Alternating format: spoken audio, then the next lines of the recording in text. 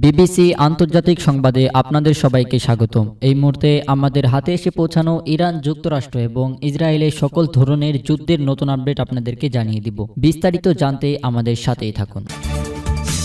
ব্যর্থ project freedom, যে কারণে 24 ঘন্টার মধ্যে পিছু হটতে বাধ্য হলো যুক্তরাষ্ট্র। মধ্যপ্রাচ্যের পেঁচি শক্তি প্রদর্শনের নীতি থেকে আপাতত পিছু হটতে বাধ্য হলেন মার্কিন president Donald Trump.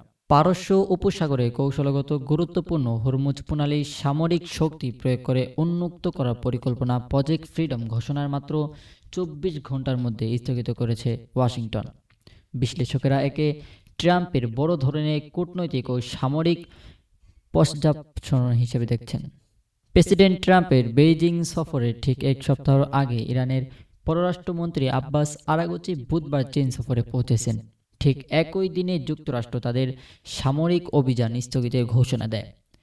Shanghai international studies ইউনিভার্সিটির অধ্যাপক হুদা ফ্যান এক সাক্ষাৎকারে জানিয়েছে, কোনো সুস্পষ্ট সামরিক পথ না থাকা এবং বিশ্বজুড়ে প্রবল চাপের মুখে ট্রাম্প এই আপোষ করতে বাধ্য হয়েছেন।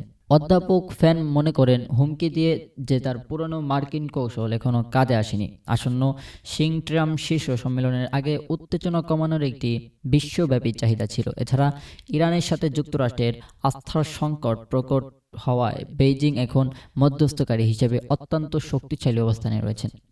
চীন তার অর্থনৈতিক ও কূটনৈতিক প্রভাব কাজে লাগিয়ে দেশ দুটির মধ্যে যুদ্ধের অবসান ঘটাতে পারে বলে ধারণা করা হচ্ছে।